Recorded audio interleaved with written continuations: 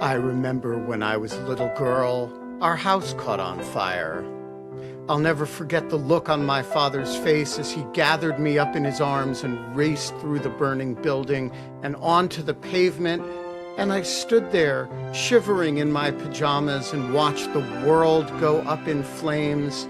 And when it was all over, I said to myself, "Is that all there is to a fire? Is that all there is? Is that all there is? If that's all there is, my friends, then let's keep dancing. Let's break out the booze and have a ball. If that's all there is." And when I was 12 years old, my daddy took me to the circus, the greatest show on earth. There were clowns and elephants and dancing bears, and a beautiful lady in pink tights flew high above our heads. And as I sat there watching, I had the feeling that something was missing. I don't know what it was, but when it was all over, I said to myself, "Is that all there is to a circus? Is that all there is? Is that all there is? If that's all there is, my friends, then let's keep dancing. Let's break out the booze and have a ball. If that's all there is." And then I fell in love with the most beautiful boy in the world. We'd take long walks down by the river or just sit for hours gazing into each other's eyes. We were so very much in love. And then one day, he went away, and I thought I'd die, but I didn't. And when I didn't, I said to myself, "Is that all there is to love? Is that all there is? Is that all there is? If that's all there is, my friends, then let's keep dancing." I know what you must be saying to yourselves. If that's the way she feels about it, why doesn't she just end it all? Oh no, not me. I'm not ready for that final disappointment, 'cause I just know, as I'm standing here before you, talking to you, that when that final moment comes, when I'm breathing my last, I'll be saying to myself, "Is that all there is? Is that all there is? If that's all there is, my friends, then let's keep dancing. Let's break out the booze and have a ball. If that's all there is."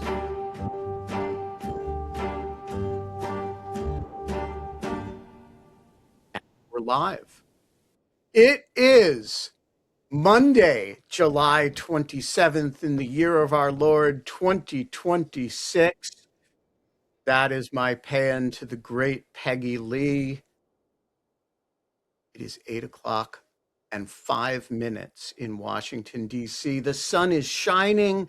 The birds are chirping, Holly.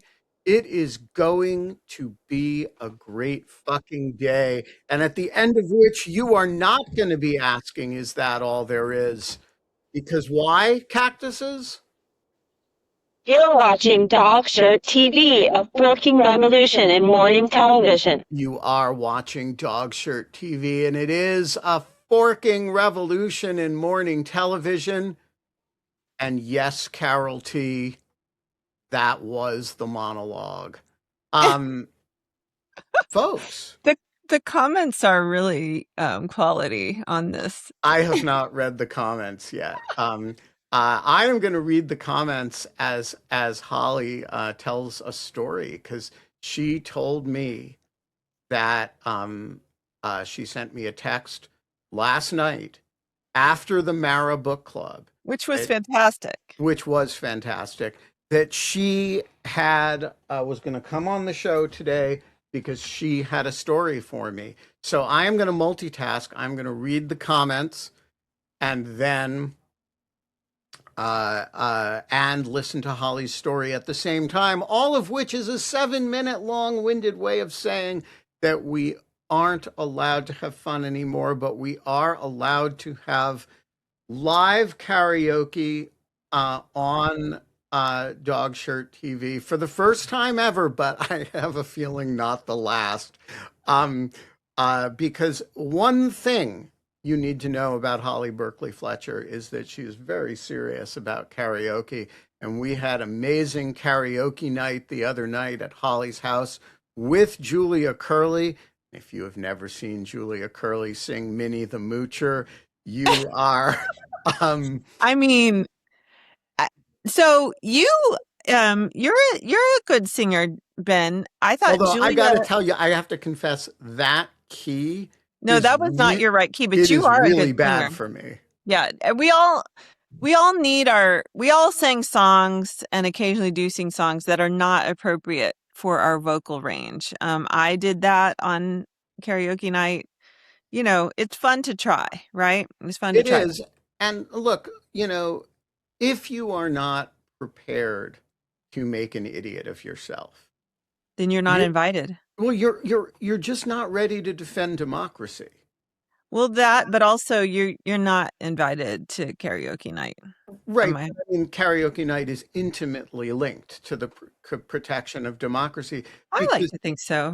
you gotta be able to put on a frog suit. You've got to be able to, tear a little piece of paint off the bottom of the reflecting pool and get charged with a felony for it. Throw a sandwich every now and then. Exactly, throw a sandwich. And all of these things, what do they all have in common? You've got they're all about putting the needs of the public ahead of your own dignity. And DNL rightly points out that you do not get Peggy Lee karaoke on Fox and Friends. Yeah, what you get on Fox and Friends is people being ridiculous who aren't purposely trying to be ridiculous. That's right, the and they difference. don't know They don't know that they're they're being being ridiculous. ridiculous. That's right. Yeah. Holly, you told me that you have a story for me. I did, and this is probably going to crush your spirit just a little bit, but I think you can handle it. I think you can handle it, Ben. So, as Ben already knows, some people binge on, brainless reality shows, and I binge on Holocaust documentaries, or at least I did this weekend, because my. because as we know, as some of us know anyway, as I've mentioned, that my family is leaving later this week to go to Poland and the Baltics, and we will be taking our children to Auschwitz and various Holocaust-related sites. We will be learning about the Jewish community in Poland before the war, and then we will be learning about the Holocaust, which of course they already know somewhat, but they're old enough for the full, terrible reality. And so we've been watching some stuff with them, but then because I'm not a normal person, I just kept watching Holocaust documentaries. And Ben, were you roping? Were you forcing others to watch them with you? no, I was not. actually. Which is even worse, I feel like. Watching We watched Holocaust. one episode of this Auschwitz. I think it's a BBC. The BBC has some quality Holocaust documentaries. And it was like a multi-part series, and so we showed them like the first part, and that was it. And I watched the whole thing because Gotcha. why not? Anyway, so I was telling Ben about all of our viewing on Friday when he was here, and he recommended a documentary called Hitler's Children. You got a few details wrong in the retelling of that documentary. There was only one child. Most of them were grandchildren Grandchildren, or nieces, great nephews. nieces, nephews. So it wasn't quite as dramatic as Build, but nonetheless, you told me about this documentary, and in particular, you mentioned this this part where it turns out the grandson of Rudolf Hess, the commandant of Auschwitz, goes to Auschwitz for the first time with a grandson of a Holocaust survivor, and And they just randomly run into an Israeli tour group. yeah. Well, I couldn't tell if it was random or if it was planned, but anyway, Oh, I don't know. his name is uh Rainer Hess, the grandson of Rudolf Hess. So Rainer Hess. So he speaks to this group, and it's incredibly moving, and you know, definitely the high point of the documentary, which is interesting. Although most of it is kind of like just sort of, I don't know, like is a grand niece of a war criminal, is that a really tortured existence? Apparently so, because Apparently so, because she moved away to she moved escape. to New Mexico and sterilized herself so that the line would die. Yeah, that's right. And her husband did too, I guess he had something in his background as Yeah. well. Anyway, I guess I wouldn't think that, like, my great aunt, one of my great aunts was a very interesting character, who was definitely a racist. And I can't say I'm haunted. Of course, she didn't, like, mass murder anyone. It's a But pretty big difference. yeah, yeah. But if she had, I don't know that I would be tortured by it. I mean, I don't feel that, you know, genetically connected to my great aunt. But whatever, whatever. It was interesting. It was interesting to see people wrestle with this and all of that. So, but the high point of the documentary was definitely this tour of Auschwitz with Rainer Hess, and they go back to the villa, which I don't think is on the public tour, but the people let him into the actual villa where his grandfather lived and where his father was raised, partly. And I've always found it very jarring, the family life in such close proximity to the horrors of the camps, and they would go to work and commit atrocities, and then they'd come home and play with their kids. And I find that about as creepy as anything else. So anyway, after I finished the documentary, I got curious about this Rainer Hess, and so I made the mistake of Googling him. And I regret to inform you that Rainer Hess is a con man. He is the grandson of Hess, but he's not a good person. He has apparently been convicted for fraud and has been implicated in multiple schemes to defraud people out of their money, claiming to be making various Holocaust films. Yeah. He's basically sashayed his Holocaust angst over his grandfather into like a whole career. And Wow. yeah, yeah. And at one point, one of the Holocaust survivors, I mean, Was like this after or before the movie? after. I see. So he's like, Although he was a bit of a ne'er-do-well before, not, I don't, he wasn't a proven criminally ne'er-do-well, but he wasn't, according to his brother, who appears to be a decent person, he's a priest, and he made up a lot of this stuff about their father actually there's a German. I really went down a deep rabbit hole. German journalist actually interviewed his father, who I think is now dead, but at the time of the interview obviously was alive and living in on the Baltic Sea, and interviewed him and interviewed other family members, and apparently he made up a lot of lies about the father, like basically trying to amplify the story that this was like the way the fact that his father was Rudolf Hess, and that he was raised up until I think about age 8 in Auschwitz, that it somehow just like damaged him, and he was this horribly morally damaged individual. And apparently all of that was made up at one point. And then so after the film, Rainer Hess became like basically a Holocaust educator. And this is the complexity, because I think he probably did some good out there. Like, he was very unsparing, even though he was lying about his own family. He was very unsparing about the Holocaust, and really confronting a lot of Holocaust denialism and all these things. So, I think he probably did some good out there, but nonetheless, a lot of it was dishonest.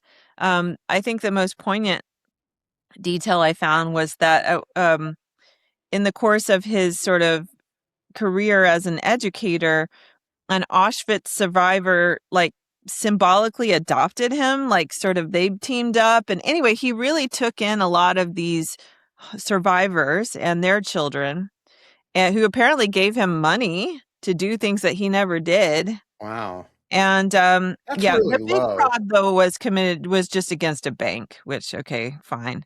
But he's he made another movie with a Holocaust survivor. And then in 2020 he was actually convicted. And the Jewish journalist featured in the Hitler's Children with him, he sort of was one of the key people who began to uncover, like, this guy's not on the up and up. And Wow. so, yeah. So sorry to burst your bubble, but Well, the film is fab anyway, and there are some great characters, including Hans Frank's elderly son. now that he was a child, he was the actual child, and Yes. he was a sincere, really, So he spends his life yeah, driving around Germany lecturing high school students yeah. about how you do not have to love your parents. And that it is, basically the fifth commandment is wrong. And um and has very interesting things to say about um the family that he grew up in, and their subsequent post-war adoration of South Africa. It's a very interesting film, even without Reinhard Hess, who was admittedly a high point of it. Um, Boy, that sucks when your redeemed Well, Nazi grandchildren turn out to be not quite as redeemed as you thought. sometimes, I don't know.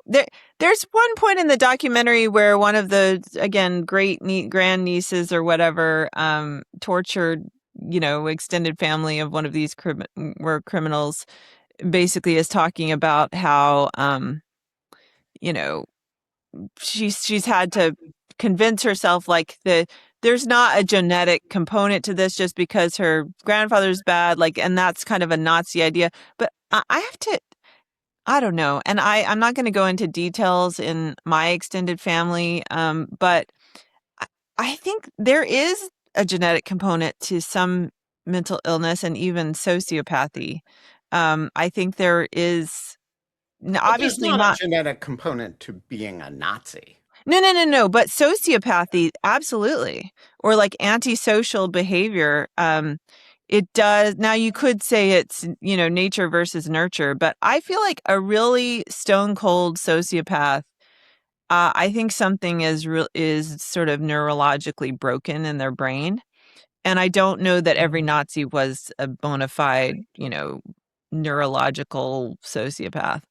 Probably not. Statistically not. Most of them were probably normal people, and that's what's so chilling about it. But some of them were stone cold sociopaths, I think, pretty clearly. And there is, I'm sorry, but there's a genetic. So to me, it wasn't that surprising that, you know, Hess could have had a grandson that is clearly antisocial in some way. Well, um,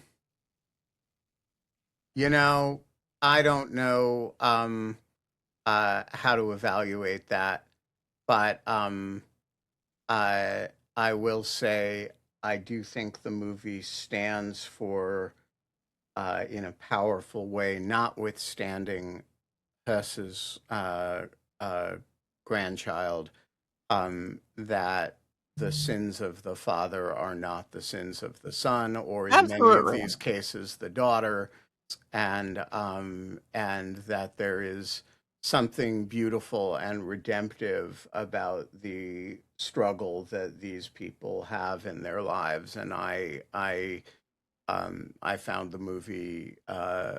It's one of my very favorite Holocaust movies, or Holocaust documentaries. I was thinking of two other Holocaust movies, not documentaries, both by the same man with the same leading actor. Um, uh, uh, um, if you're on a binge, these are not documentaries, but they're remarkably wonderful and have gotten very little attention in the West because they're in German. But they are two movies featuring an actress named Lena Stoltz.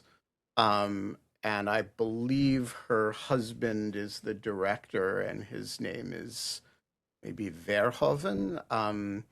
And they are called respectively the White Rose and uh, and the Nasty Girl, and they are amazing. Um, they're both, I want to say, early or mid '90s, and they are genuinely beautiful films. Hmm. Okay. Um, um, Not about Poland. Uh, uh, Which is fine. I mean, they're- I'm interested writ large, but I think I've reached the end of this round of Holocaust. and yes, Allegra nails it. The White Rose is the story of Sophie Scholl, but it is also the story of the circle around her, and her brothers and professor and uh, uh, various friends were the circle that wrote and distributed those pamphlets.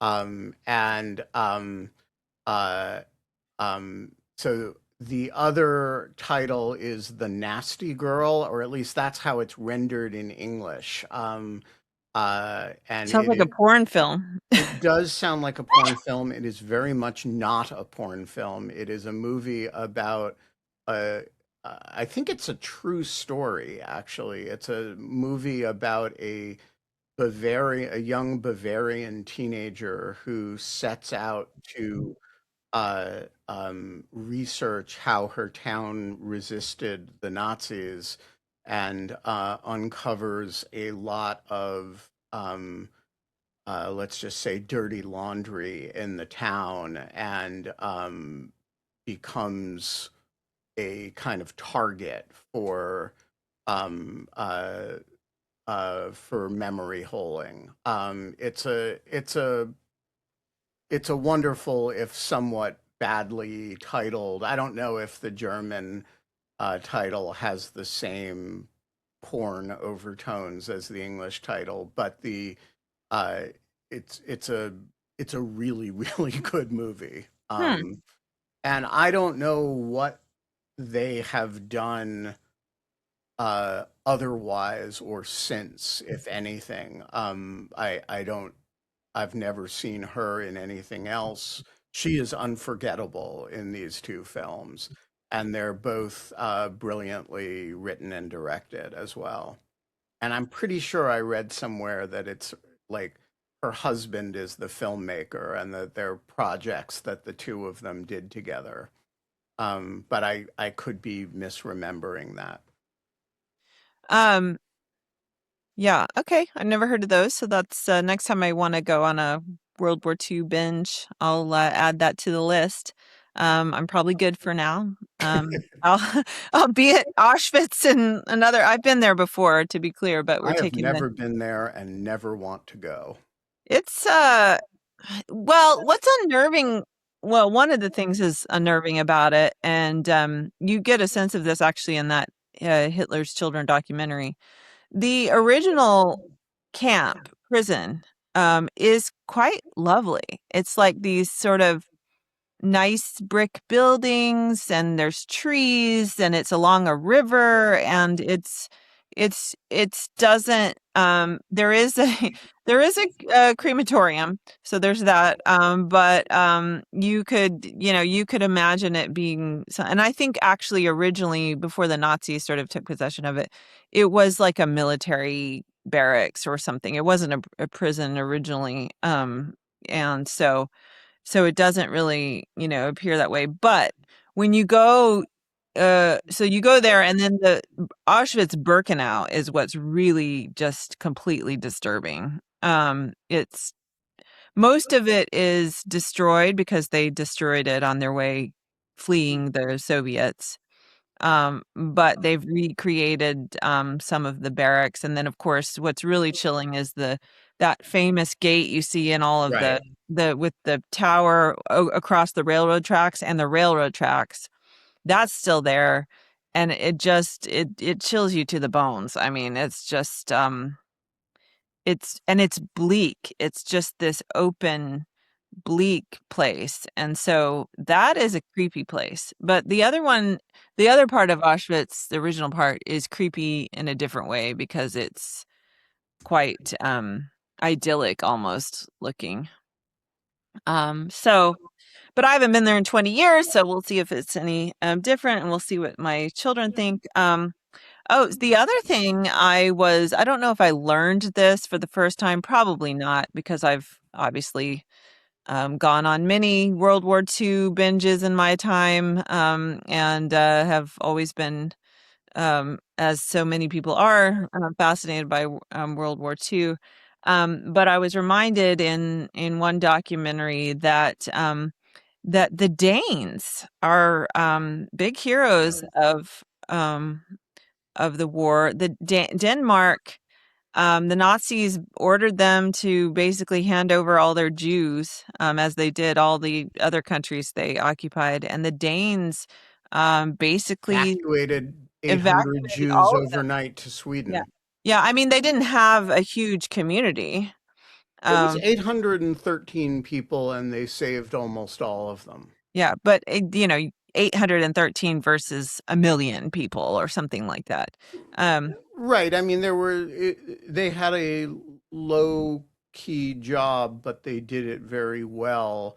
And King Christian of Denmark, when the Nazis ordered Jews to wear the yellow star, rode out on his horse wearing a yellow star. I mean, there was some genuine public courage as well. yeah. And uh, and I actually met uh, so this was done overnight over a very short period of time by a group of Danish fishermen. And when I was a kid, I was probably like 18 or 19. I was staying in a youth hostel in Denmark, and I met he was a grandson of one of those fishermen, and he was a boat builder. And he was the seventh generation boat builder in his family.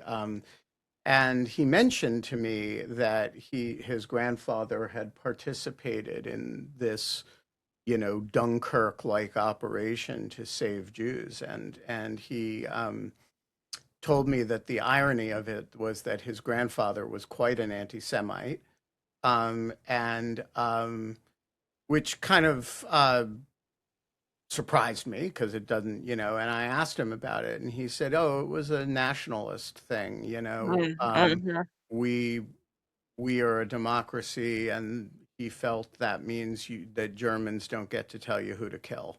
Um, Fair enough. and I thought that was pretty excellent. So yeah, hats off Denmark. Also, the country that always gets forgotten in this, but almost entirely saved its Jews, Bulgaria. Really? Yep. Um, and again, relatively small community, although much larger than Denmark, and the vast majority of it survived the war.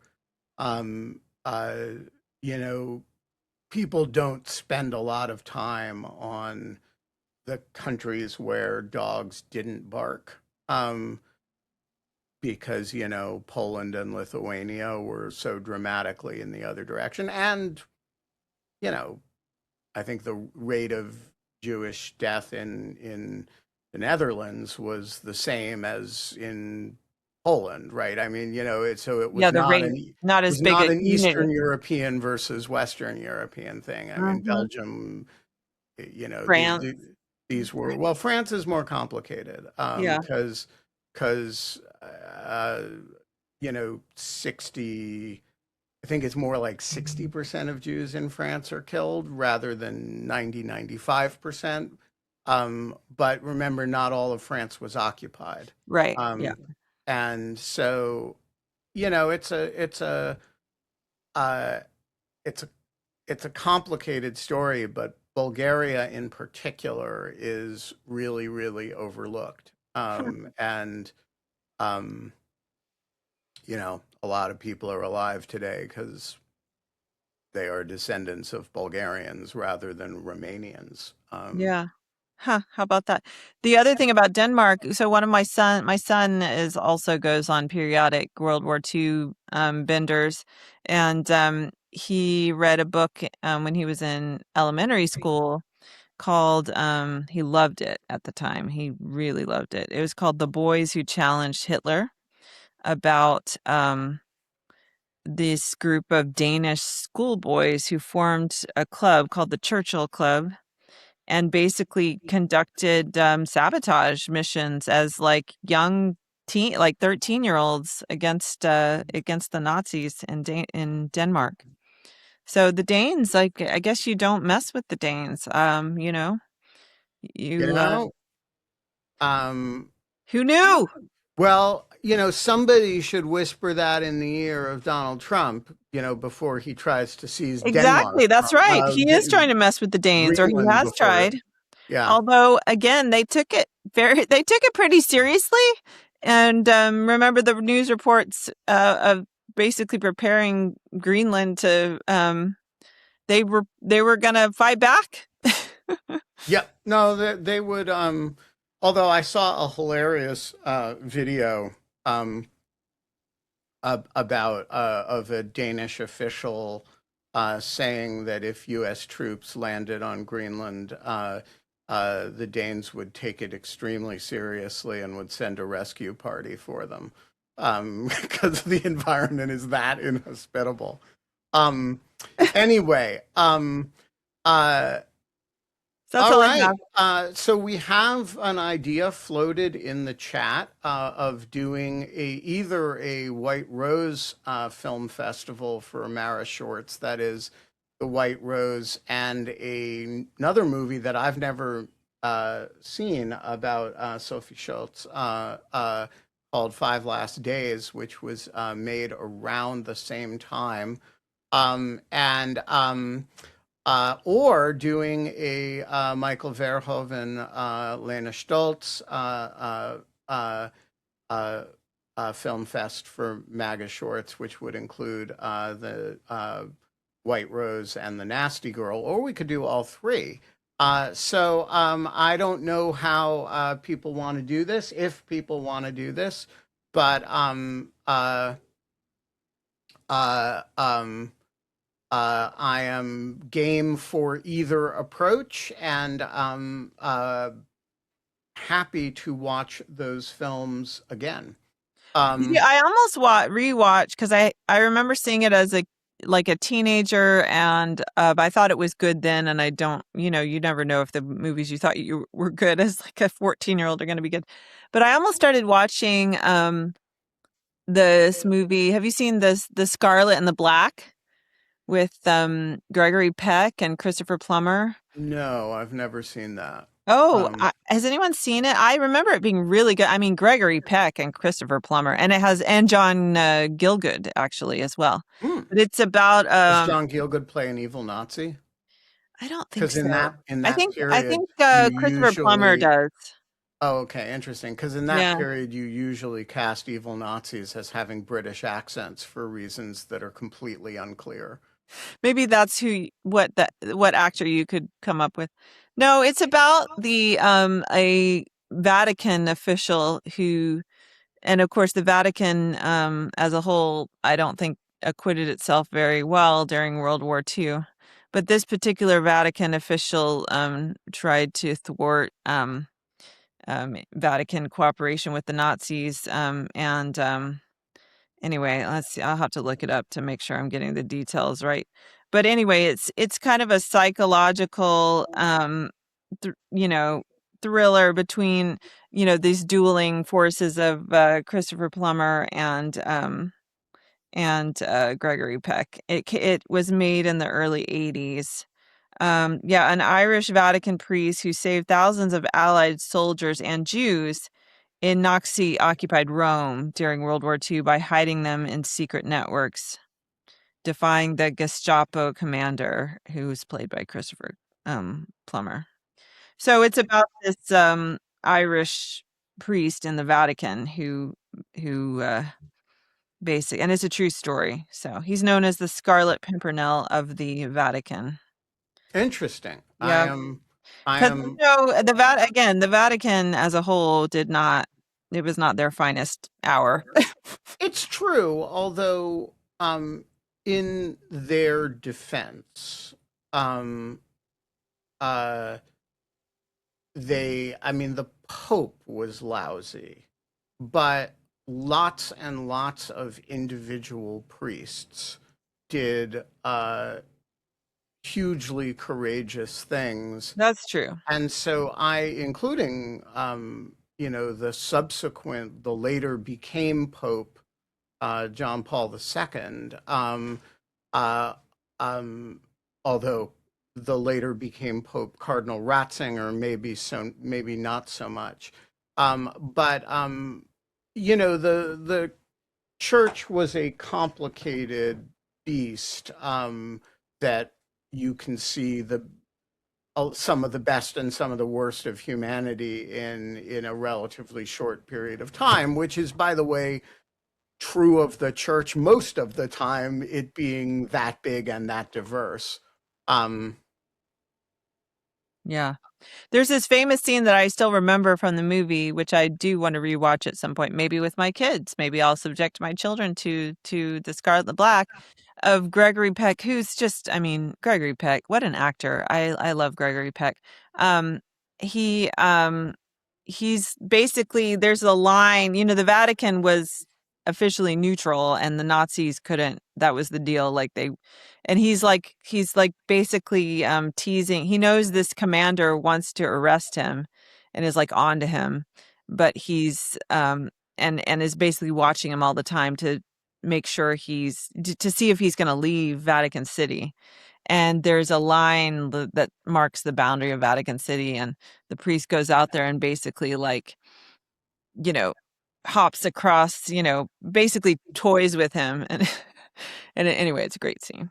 So well, um, Nazis make every movie compelling. I mean, we were talking last night with Jim about the complexities of history, which his book, you know, deals with very poignantly and masterfully, I think. Um, but um, but but yeah, sometimes you get that sort of satisfying in hindsight, of course, moral clarity, and I think that's why people are so fixated on World War II, Well, because also Nazis create danger, and danger is a very good. but they're just also so unequivocally awful. That's true. They Yeah, are they are convenient in the simplicity of their evil, that's right. And I and feel like they're that makes us, it's a comfort to, morally complex characters are yeah, they're they're a upsetting. little uncomfortable because then you have to sort of confront that in yourself. But also, a well-played Nazi is a thing of absolute beauty. I was thinking of that all the way through The French Village, Oh where yeah. I can't remember the actor's name, but Samuel, he absolutely steals the show. oh, he's Uh, so good. in a wall-to-wall, pretty well acted series, you cannot take your eyes off of him. I Yes. mean, he's among other things Very beautiful. very beautiful and charismatic. Richard Samuel. Yeah, but boy, being being like an electric eel bristling with evil Yeah. is a really it's a fun role. He's also And in Inglorious Bastards. is And he? he's made a career of playing Nazis. Yeah. By the way, if you ever want to see something very funny, um, look up the YouTube video of Quentin Tarantino introducing Inglorious Bastards at its premiere in Tel Aviv. Oh. And he says, he gets up in front of an audience of young Israelis. So it's like, hey guys, do you want to kill some fucking Nazis? And they're like, yeah. Yeah. That's a good movie. I like Inglorious Bastards. It's quite entertaining. But also, so we also subjected our children to Schindler's List, which I had not seen since it came out. At which time I inadvertently saw it twice in the theater in the same week due to various groups of friends insisting they wanted to go see it. And I'm like, guys, I already just saw this and it's not one of those movies you want to watch again in the same week.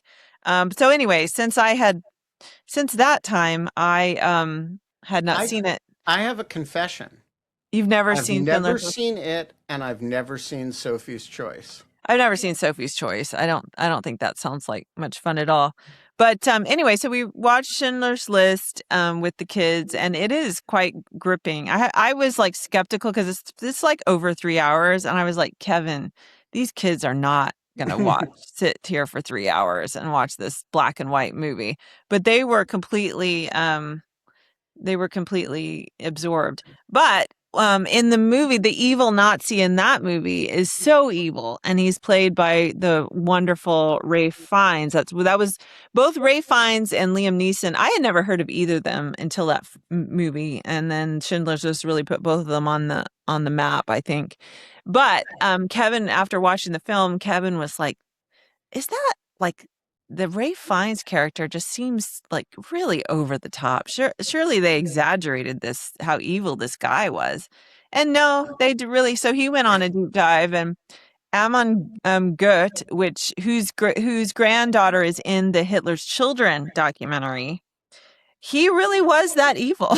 Yeah, I mean that's the thing about them is that the Nazis seldom disappoint in terms of there aren't a lot of them who have interestingly redemptive sides, or they, at least among the murderous ones. I mean, there's lots of, I'm sure, members of the party who were sort of normal people, but it is interesting how they collected a group of stone cold killers who were remarkably devoid of human feeling, and even the ones who had these weird redemptive streaks. I mean, I think Goering really did love art, so he stole it from all over Europe, like, and extorted people to,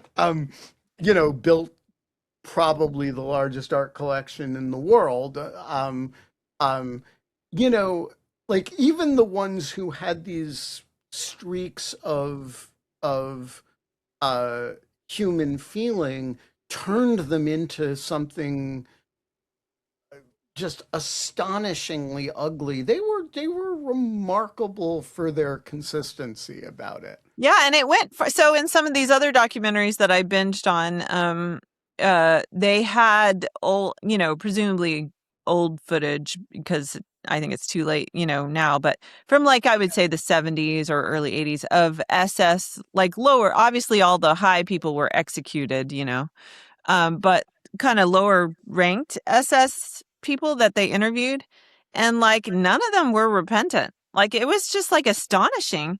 And that was both, uh, that was discouraging to me, but also because I've often thought about the United States and just how unrepentant the South was after the Civil War, and just how, you fought this whole war and lost, and like basically you would think learned the hard way and yet didn't learn.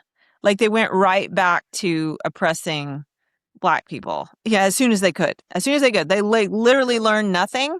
And even now, how so many conservatives, particularly Southerners, have want to rewrite history, and how unrepentant. And then just in closer in, just my banging my head against the wall about like people who support Donald Trump, and like what is it going to take, But I think for most people, repentance is actually beyond their capacity, which is so.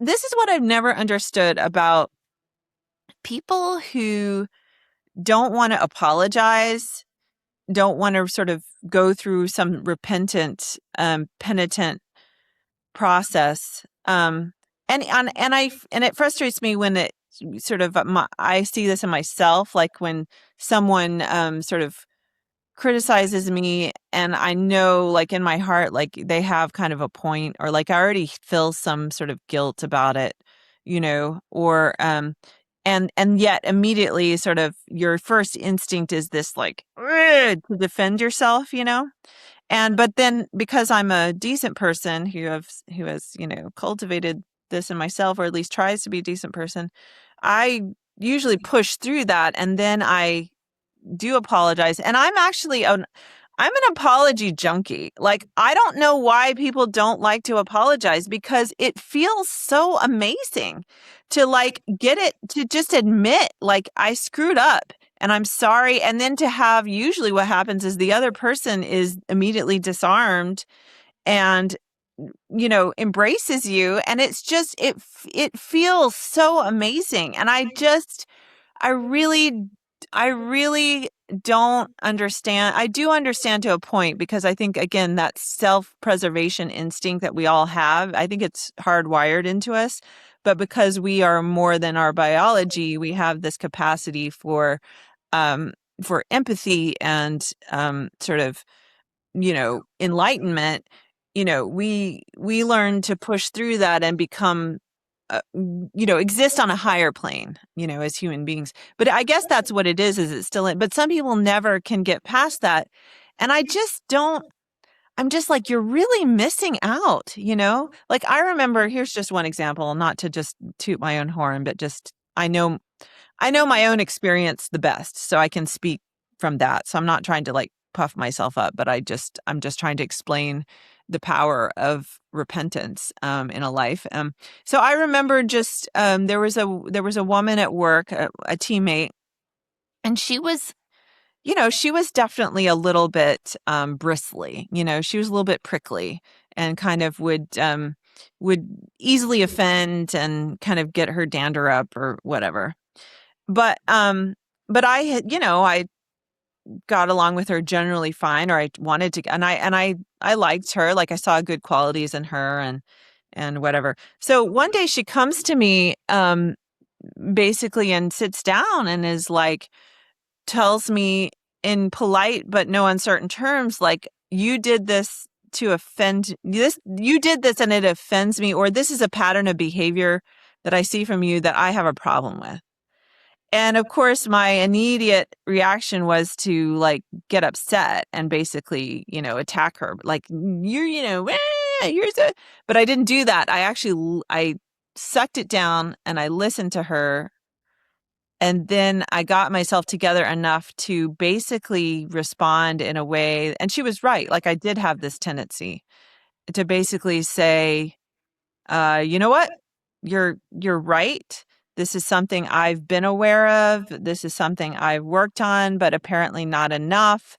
This is a good reminder for me to keep working on this. And yeah. And and and Ben, she became one of my biggest defenders and supporters. And like other people on the team would have some issues with her now and then. And I never did.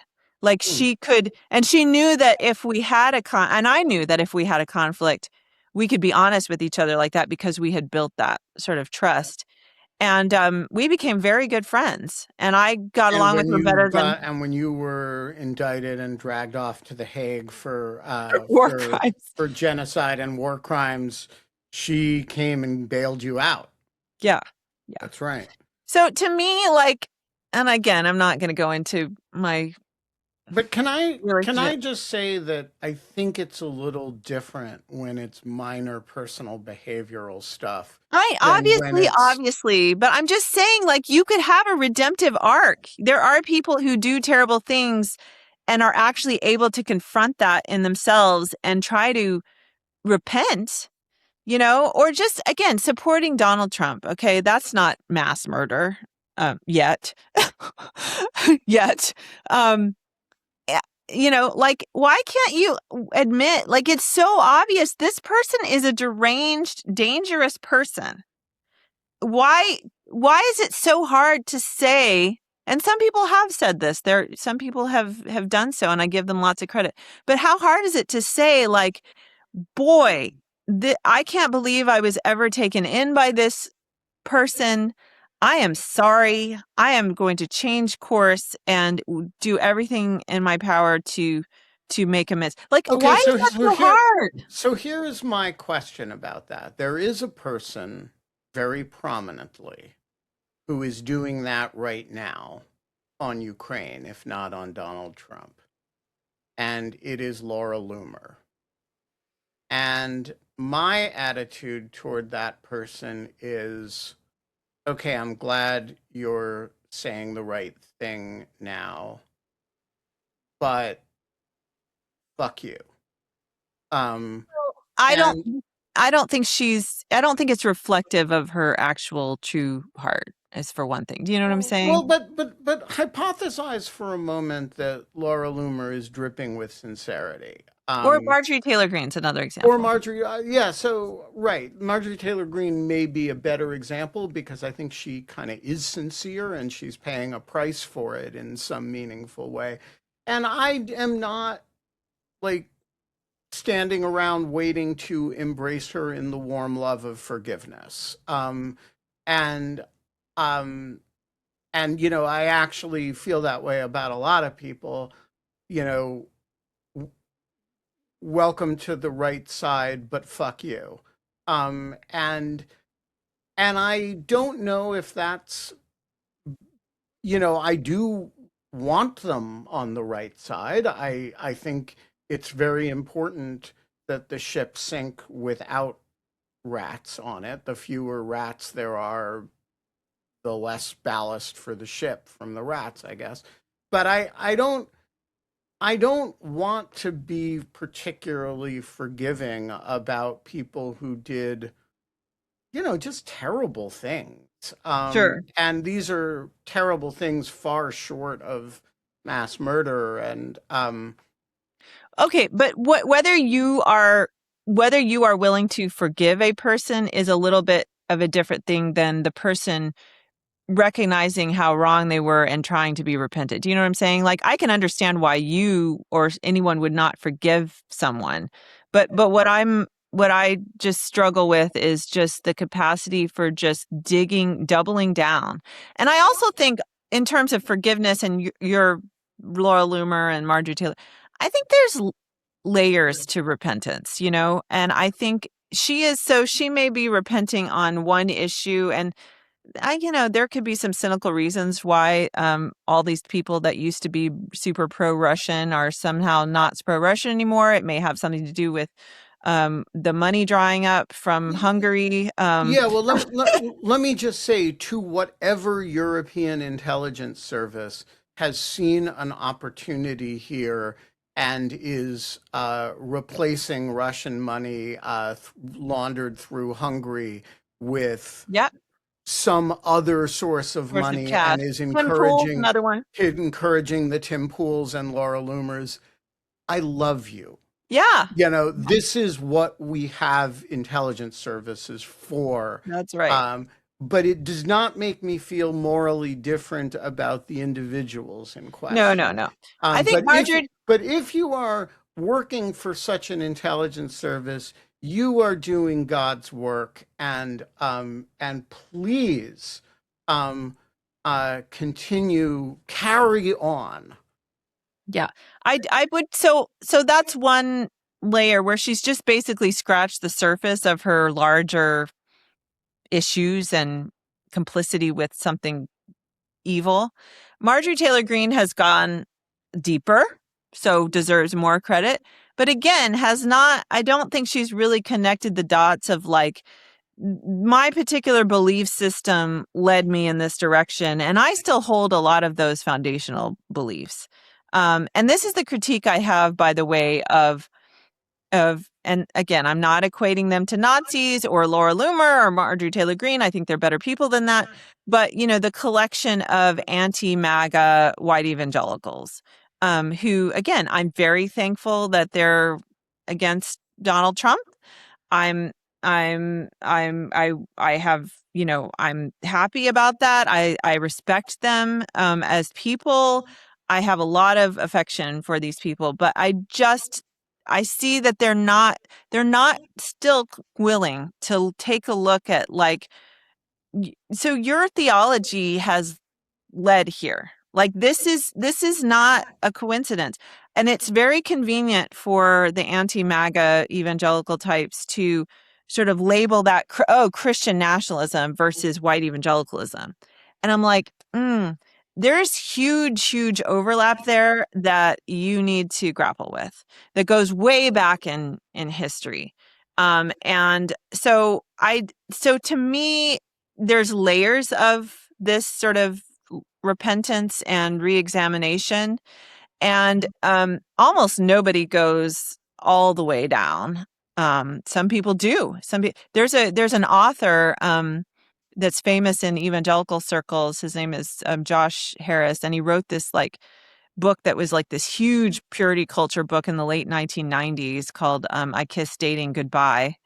And not only has he gone all the way down and completely gone through his belief system and its harms and repented and spoken out, like, he went so far as to ask the publisher to pull the book, which was a bestseller.